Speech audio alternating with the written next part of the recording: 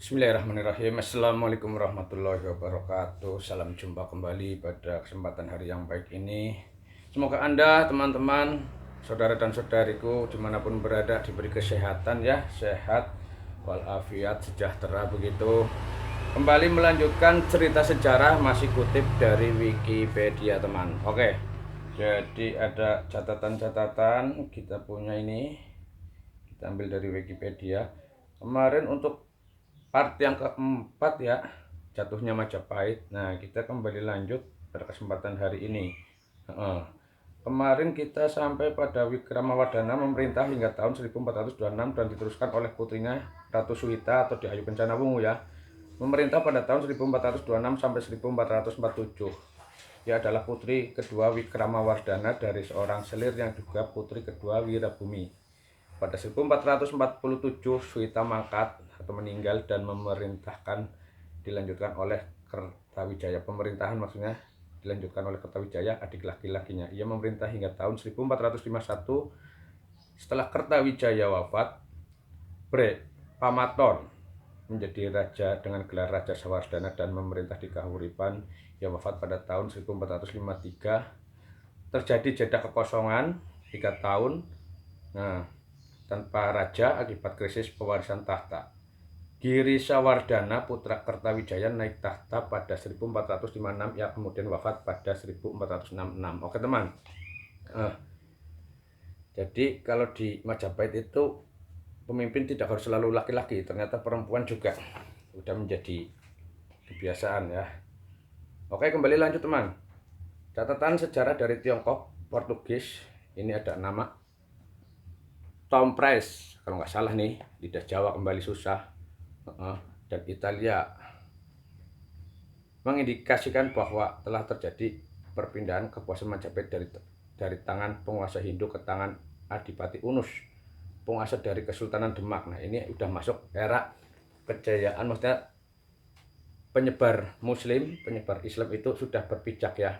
Antara tahun 1518 dan 1521 Masehi begitu. Demak memastikan posisinya sebagai kekuatan regional dan menjadi kerajaan Islam pertama yang berdiri di tanah Jawa. Oke, Demak teman, kerajaan Islam pertama ya di Jawa. Saat itu setelah meruntuhkan Majapahit, sisa kerajaan Hindu yang masih bertahan di Jawa hanya tinggal kerajaan Blambangan di ujung timur serta kerajaan Sunda yang beribu kota di Pajajaran. Di bagian barat, perlahan-lahan Islam mulai menyebar seiring mundur masyarakat Hindu ke pegunungan dan Bali. Beberapa kantung masyarakat Hindu Tengger, di Bukit Tengger sana, hingga kini masih bertahan di pegunungan Tengger, kawasan Bromo dan Semeru ya, BTS Bromo Tengger Semeru ya. Kita masuk ke kebudayaan teman. Nah, kebudayaan. Bendera Majapahit, Gapura Bajang Ratu. Gerbang masuk salah satu komplek bangunan penting di ibu kota Majapahit. Bangunan ini masih tegak berdiri di Trowulan. Dan semua bangunan tidak ada tiang yang luput dari ukiran halus dan warna indah. Dalam lingkungan dikelilingi tembok, terdapat pendopo anggun beratap injuk. Oke ya, kita membayangkan kerajaan di zaman dulu mungkin sebuah istana yang megah atau bagaimana ya teman. Mungkin bangunan pada era Majapahit itu batu bata kuno atau batu bata model lama yang tercipta mungkin berawal dari era kejayaan Majapahit begitu. Itu pendapat saya teman. Nah, kalau rumah-rumah penduduk itu masih beratap rumbia, daun-daun atau kayu, bahan bangunannya ya terbuat dari bambu dan kayu begitu. Sangat sederhana teman. Kalau sedikit kita mungkin membayangkan ke belakang begitu. Nah, dari semua bangunan tidak ada tiang yang luput ukiran halus begitu. Dalam lingkungan dikelilingi tembok, terdapat pendopo anggun beratap injuk. Nah, injuk itu seperti bahan sapu itu ya, yang seperti rambut itu loh. Indah sebagai pemandangan dalam lukisan kelompok bunga katangga gugur tertiup angin. Seperti tulisan sastra ya, dan bertaburan di atap. Itu bagian rambut gadis yang berhiasan bunga menyenangkan hati siapa saja yang mendengarnya. Oh, ini maksudnya ada mungkin seseorang yang menulis dalam suatu karya. Gambaran ibu kota Majapahit, kutipan dari Negara Kertagama. Negara Kertagama menyebutkan budaya keraton yang adiluhung dan anggun dengan cita rasa seni dan sastra yang halus, serta sistem ritual keagamaan yang rumit. Peristiwa utama dalam kalender tata negara digelar tiap hari pertama bulan Caitra, Maret atau April ya, dalam kurung, ketika semua utusan dari semua wilayah taklukan Majapahit datang ke istana untuk membayar upeti atau pajak. Kawasan Majapahit secara sederhana terbagi dalam 3 jenis keraton, termasuk kawasan ibu kota dan sekitarnya. Wilayah-wilayah di Jawa Timur dan Bali yang secara langsung dikepalai oleh pejabat yang tunduk langsung oleh raja, serta wilayah-wilayah taklukan di Kepulauan Nusantara yang menikmati otonomi luas. Begitu teman. Ibu kota Majapahit di Trowulan merupakan kota besar dan terkenal dengan perayaan besar keagamaan yang diselenggarakan setiap tahun agama Buddha, Siwa, dan Waisnawa, pemuja Wisnu maksudnya. Dipeluk oleh penduduk Majapahit dan raja-raja dianggap sekaligus titisan Buddha, Siwa maupun Wisnu. Negara Kertagama sama sekali tidak menyinggung tentang Islam waktu itu, belum ya. Akan tetapi sangat mungkin terdapat beberapa pegawai atau abdi istana muslim saat itu.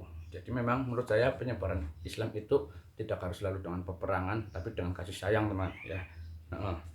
Kalau Jawa itu menurut saya adalah keyakinan di mana Tuhan Yang Maha Esa itu sudah ada.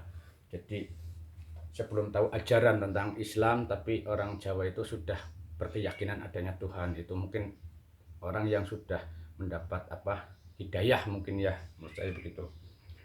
Walaupun batu-batu telah digunakan dalam candi pada masa sebelumnya, arsitek Majapahit yang paling ahli menggunakan candi-candi Majapahit berkualitas baik secara geometris dengan memanfaatkan getah tumbuhan, perambat, dan gula merah sebagai perekat batu bata. Wow, oh begitu ya.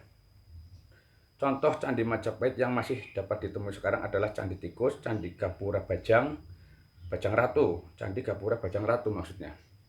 Di Trowulan, Mojokerto, beberapa elemen arsitektur berasal dari Majapahit, antara lain gerbang terbelah Candi Bentar ya, Gapura, Padu Raksa, Ori Agung, beratap tinggi, dan pendopo berdasar struktur bata. Gaya bangunan seperti ini masih dapat ditemukan dalam arsitektur Jawa dan Bali.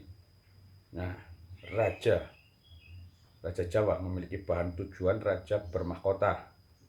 Oh ya, pulaunya berpenduduk banyak, merupakan pulau terbaik kedua yang pernah ada. Raja pulau ini memiliki istana yang luar biasa mengagumkan karena sangat besar. Tangga dan bagian ruangan berlapis emas. Woi, jadi emas itu sudah untuk menjadi hiasan ya. Kemungkinan zaman dulu ini tertulis di sini.